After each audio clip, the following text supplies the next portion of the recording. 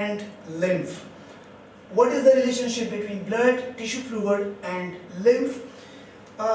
We are going to discuss about the formation of tissue fluid, basically how tissue fluid is formed. But before this, let's talk about what is tissue fluid actually. Tissue fluid is a type of liquid, a type of fluid which exists in between the cells. I mean, it's like the intercellular space is filled up by the tissue fluid. In our body, we have different organs, and when you touch your organ, it looks like soft. Why it's soft? Because there are a lot of liquid inside, in between the cells, intercellular.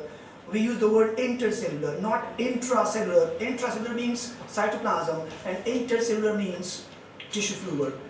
And so when you inject, injection in your muscles, you just introduce this liquid in the tissue fluid. So, like if suppose here is an organ, like here is like a model of an organ, and an organ is made up of different types. An organ is made up of cells. So if there are cells, different cells, and here is an arteriole which enter the in the organ, then it branches out into too many capillaries, and these capillaries are running throughout the organ in this way. And in between the cell, here is a liquid. That liquid is basically known as tissue fluid. This is tissue fluid. And here is, of course, the other structure, other blood vessels, which should be known as vein. And here is an arteriole. So arteriole branches out. It diverges into many microscopic blood vessels which runs throughout the tissues in the organ, and they distribute the nutrients in the blood to all these cells. And that all cells are not in direct contact with the blood vessels, so there should be a medium of transport between the blood and cells, and that's why the blood which is flowing in these microscopic blood vessels, it should be leak out in this liquid which is tissue fluid, and through this liquid it will be exchanged with the cells will release the waste product, and the waste product will be again released into the blood vessels, the microscopic vessels. So this side is called the venule side, and this side is called the arteriole side. So that part of the capillaries which are nearer to the arterial side, the arterial side is called arteriole side, and those which are connected to the converging side, where the blood is moving out from the organ, is known as the venule side. So exchange. This is like, I'm just going to explain about the tissue fluid. What is a tissue fluid? So tissue fluid is a type of liquid which exists in between the cells and used as a medium of transport. Keep in mind what I'm saying. It's a medium of transport between the blood and the cells, in the sense for the exchange of nutrients and also for the removal of waste product from the organ. So that's the way where these capillaries can work. So today's topic, how tissue fluid is going to form. Tissue fluid banega kaise? How it's formed? So let's talk about the discussion about the tissue fluid formation. Now, I'm just going to explain about the structure of capillaries. As initially I told you in the previous classes that this is the only blood vessel. Capillaries are the only blood vessels which have only one cell thick wall made up of endothelial cells, squamous endothelial cells. And these cells have very, very, thin. They have sheet-like cells. So they are adapted for its function for the exchange. So the capillary wall not only made up of these cells, but also there are minute gaps in between the cells. So means they are punctured. The wall of the capillaries are punctured. They have very small gaps in between the cells which are connected with one another. And sometimes if there's a high pressure, then the puncture can work and the liquid should be seep out. I'm just giving you an example. if the fluid is so much dense, viscous, then even if the place is punctured, the removal cannot be possible because it's too much dense liquid. Sometimes a person like make jalebi, he's saying that the person is making a jalebi, so he's a cloth in his hand, and it's pushing a pressure that the liquid can come out because this liquid is so much dense. But when you're applying pressure, then this this syrup or this fluid can seep out from this cloth. Otherwise, all the cloth has pores, but the liquid cannot move out. That's the reason when our ventricular contraction takes place, the heart is going to contract, a pressure will be generated. That pressure is quite enough to leak out the substances from the capillary wall. And this leakage of the blood fluid into the tissue fluid, there are three things that cannot be seep out from the blood capillaries because of their bigger sizes. One is the red blood cells. RBC is quite larger, bigger in size, so cannot be seep out from these pores. Number two, the platelets, they cannot seep out. And number three, the plasma protein, the big protein that cannot be seep out from the blood. So it means everything from the blood plasma can seep out into the surrounding cells in the tissue fluid, excluding these three things. So there's no RBC, no platelets, and no plasma protein in the tissue fluid. And the rest of the substances which are present in the blood should be present in the tissue fluid as well. So that's one of the, you can see how they are related to one another. Now I will explain the tissue formation with the help of a diagram. So let's move to this side and see the diagram here. Look at this diagram. Here is the arteriole, and this is the venule. So this is the capillary which are connecting, and that area is an organ, inner organ. We have cells here, and in these cells we have spots, dots, which represents the tissue fluid. Here the tissue fluid. So let's talk about two important forces. Both are forces and both are measured in kilopascal. One is the HP, HP for hydrostatic pressure, second name of the blood pressure. Two, psi s, which means solute potential. Now please focus. This is the site. I just break it in the middle, like here. This is the middle line. So above this middle is the arteriole side, this side. And below this line is the venule side, this one. So, the side which is nearer to the heart, nearer to the arteriole side, has more pressure. Why? Because of two reasons. Number one, it is the arterial side closer to the heart, so more pressure here. And second, here is arteriole. Arteriole have a large proportion of smooth muscle, so when it contracts, it pushes up the blood, and more pressure here in the capillary wall, so blood should be leak out. Now let's compare these two pressures. What is the difference between these two pressures? Look at here, it's the HP. HP for the hydrostatic pressure or blood pressure. How much? Now let's measure these two things in the tissue fluid as well as in the blood plasma. So in the blood plasma here, this arrow represents, since this area is quite narrow, so we cannot write all these calculations here, so I have constructed a table. This table is actually in this place. In the blood. This is the capillary. In the blood, the hydrostatic pressure is 5.2 kilopascal, and the solute potential is minus 2.25. Compare these two forces with the same forces in the tissue fluid. So one by one, let's talk about, first of all, about the hydrostatic pressure. 5.2 kilopascal in the blood and 0.65 in the tissue fluid. Isn't it? Where is the pressure high? Of course in the blood. Because tissue fluid does not in direct contact with the heart. This is the blood which is in direct contact with the ventricular contraction. So it's a high pressure. 5.2 is only 0.65. And according to diffusion law, things can move from higher to lower potential. So there's a high pressure, there's a low pressure, things must be leak out. Isn't it? leak out because of this high pressure. But one thing also have to consider, it's also a force, and that is the solute potential. Think about that. Where the solute potential is higher and where it's lower. What is solute potential? Directly related to water potential. Asan word. Water potential.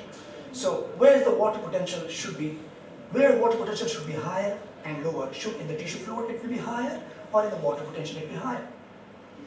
I told you initially that there are three solutes which can exist in blood but cannot move out in the tissue fluid due to their bigger size. RBC, platelets and plasma protein. So when these three solutes are present in the blood and they are not present in the tissue fluid, it means blood has lower water potential. Isn't it? Lower water, the more the solute, the lower the water potential. Yes. So let's compare the potential here. In tissue fluid it is only 0.39. It's in minus because water potential is always written in minus. So it's negative 0.39, and here it is minus 3.25. Which one is the least one? More negative. In blood it is more negative. So more negative means least, lower water potential, lower solute potential. So it's a lower solute potential. It's a higher solute potential. So things will move now from here to here according to osmosis or diffusion, isn't it? Now, two different rules. According to pressure, things should be moved out because of higher pressure and lower pressure. But according to solute potential, fluid should move inside the blood from the tissue fluid. Opposing forces. So what should we do now? Which route should we follow? The two opposite direction. Now the solution is that, you know that both are forces. Both are measured in kilopascal. Why not we should have to add these two values here in the blood, and then we also have to add these two in the tissue fluid. And look the sum. Which sum is greater, and then we'll follow the direction. So let's, first of all, we sum up these two here, both the forces. One is in negative, one is in positive, so if we add them, it should be 1.95 in positive sign. Why in positive sign? Because it's lesser, minus 5.2 minus 3.25 plus 1.95 is the difference of the pressures in the blood, isn't it? Move to the tissue fluid now. In the tissue fluid, hydrostatic pressure is 0.65, but the solute potential is minus 0.39, so the difference is only plus, it's plus 0.26. Now, look the difference of these two forces. I mean, the summation of these two forces here is 0.26 and here is 1.95. So compare these two cumulative forces now. We have added these two forces. So of course this is greater. You know, 1.95 is greater than 0.26. So the overall direction should be like this one. Move out from the blood into the tissue fluid, because this point, this number is greater than 0.26. This is, keep in mind, I'm talking about the arterial side only, arterial side. So means leakage having taken place. It means if things are moving out, leakage taken place. And when there's leakage, the pressure is going to fall. It's like a normal phenomena. If there's a pipe and it makes many connections from the pipe, basically pressure is going to be fall because a lot of connection will be taken from the same one pipe actually. So the same case here, arterial, it is leakage. It means more leakage, pressure falling. So when you move down to the venule side, now this venule side is like this one, here. Now we are here. This venule side, now we move to this side. This is the central line. We talked about this area where the leakage having taken place, and now we are moving to that area which is here, right? So now in the venule side, the pressure here. Now the pressure here falls. Let's talk about the pressure of the blood once again here. It's now 3.25 kilopascal. Initially it was 5.2 kilopascal. Now it's 3.25. Why pressure has been fallen? Because of the leakage. But what about the pressure in the tissue fluid? It near about remains there. There should be slight fluctuation, but almost remain the same because they are not in direct contact with the blood pressure, with the tissue fluid is a big area, big liquid, so this is only significant pressure in the tissue fluids is in the same 0.65 and also the same solute potential. So the difference remains same in both the sides. When you are talking about the tissue fluid, either are you on the arterial side or in the venule side, in both the places it remains same. The difference is again here 0.26, but let's talk about the blood first of all. 3.25 is the HP. 3.25 is the HP, hydrostatic pressure in the blood vessel in the venule side. But what about its solute potential? It becomes more negative. It's now minus 3.64. Its values should be clear. Process please zoom karte. It should be minus 3.64 and initially it was minus 3.25. What does it mean? What does it mean? The solute potential further decreases, more negative as compared to the arterial side. Because of this leakage, a lot of fluid, a lot of plasma has seeped out. So the pressure potential further fallen now. So once again, the cumulative force. We're just going to calculate these two. So when 3.25 and minus 3.64 have been cumulated, the sum, then it is equal to minus 0.39. This is the difference between these, this is the summation of these two forces, because we just calculate both the forces. So it's minus 0.39. Now, if you move here is the difference, the summation is 0.26. The summation of these two forces is 0.26. The summation of these two forces in the blood vessel is minus 0.39. So which one is the bigger one? Of course, this one is the bigger one. So this time things will move here, isn't it? Because we just have to decide about the sum of both the forces in each area. The sum of both the forces in the blood vessel is minus 0.39. The sum of both forces in the tissue fluid is plus 0.26. So the direction should be there according to diffusion and osmosis law. So simply, what does it mean? It means plasma molecules seep out at the arterial side and reabsorb back at the venule side.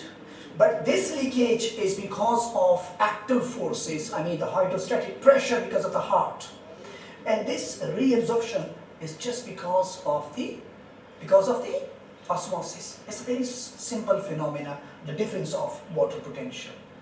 Now, the most important question in the last. Think about that. Do you think that both these forces are equal? The rate of leakage should be equal to the rate of reabsorption. What do you think? Because osmosis is quite slow phenomena, and this is very active phenomena. Pressure is going to be applied. So the leakage rate, if you want to calculate the difference between the two forces inside and outside, look at this value here. What does it mean? 1.95 was the sum of both the forces in the blood, and 0.26 was the sum of both the forces in the tissue fluid. So if we subtract this value from this one, the difference is 1.69. 1.69, this is the difference between the two forces in and outside. And according to this difference gradient, things are moving out. This is the rate, at which rate the things are moving out. So 1.69 for the leakage. This is the difference between the two forces inside and outside. So 1.69 is the gradient. Now if we calculate the same thing here the difference of these two forces in the blood vessel is minus 0.39 and outside is 0.26. Let's calculate the difference of these two forces here. So 0.26 minus 0.39, it becomes plus, so the value should be plus 0.65. This is the difference at which the things are moving inside the blood vessels from the tissue fluid. So 0.65, the returning back speed, and 1.69 is the moving off speed. It means these two forces are not equal. At the arterial side, it's very high. At the venule side, it's very low. A big difference between these two. What should we do now? A very simple question. Tell me, if the leakage rate is more, and the reabsorption rate is slow. What do you mean? Do you think the volume exchange should be equal? Never. You are in a room, and this room have two doors. In one door, there is an entry, and from the other door is an exit.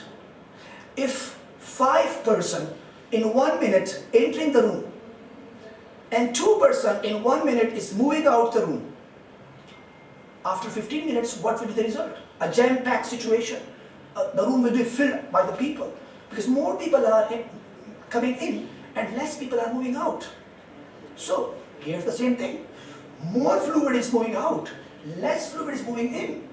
So, as a result, the tissue fluid will be built up here. The tissue fluid will be built up here because more liquid is moving out and less liquid is moving in. So, there should be accumulation of liquid in the tissue fluid. But in normal cases, it does not take place. Why? I'm giving you the answer. But in some cases, it may be accumulated, and this is a disease called edema. A person have a large swelling in the body. Throughout the body, they have a lot of swellings because of the accumulation of this liquid, because this exchange mechanism is not efficiently working. So, now what is occurring in you and me and the other normal people which are not ill, how this exchange rate can be equal. Now, I'm just going to this side once again, please focus on this. And now I told you that this is the leakage rate and this is the reabsorption rate. What is the difference between these two rates? I mean, how much this rate is slower than this? The leakage rate is 1.69, the reabsorption rate is 0.65. So their difference is 1.04. This 1.04, I mean, is the accumulation rate. That should be the liquid which should be accumulated, because it's the difference between the volume exchange.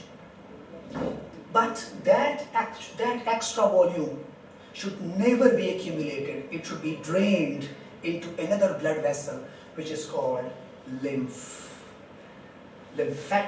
vessel.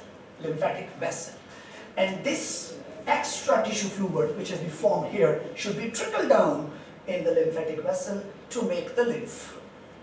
That's the story. So lymph. Now initially what was my lecture actually? Blood, tissue fluid and lymph. So all these three components, now the relationship. Blood, of course you know, the blood which is in the blood vessels and have a direct contact with the heart. Tissue fluid, I told you, which cover up the surrounding tissues where exchange, leakage and reabsorption takes place from the blood. And lymph is the additional tissue fluid which is formed because of the differences in the leakage and reabsorption. So that extra tissue fluid never remain in the tissue fluid. It is trickled down in the lymphatic vessels to make lymph. So lymph is nothing. It is just the additional extra tissue fluid which is formed as a result of differences in the leakage and reabsorption. And this extra volume of tissue fluid should be drained into another vessel system which is called lymphatic system. And once it is inside the lymphatic vessel, now it is called lymph. We can't say the word tissue fluid now, although it has the same composition that from the tissue fluid. But once it is in the lymphatic vessel, then it is called lymph. Now, this lymph will be going through these lymphatic vessels, circulating. And finally it reaches to the clavicle region here. In the clavicle region, this lymphatic vessel is again in direct contact with the aorta. So these extra tissue fluid is again drained into the blood, and from the blood it remains continue. So this is a very efficient system of transportation. I mean, the blood-body systems try not to accumulate at any spot this extra tissue fluid. So for the time being, we just remove it and then circulate it throughout the body system. So there should be no accumulation in the body. So that's the basic relationship between the blood, tissue fluid and lymph. Thank you very much. Inshallah, we will continue the next session. चलो जी, कितना time लिया?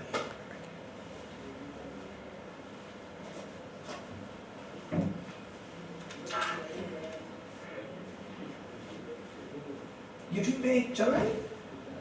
Live जा रहा है। अच्छा।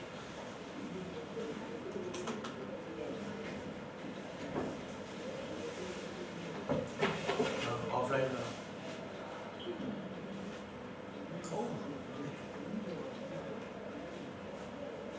Close होगा ही मुझे बता दो दे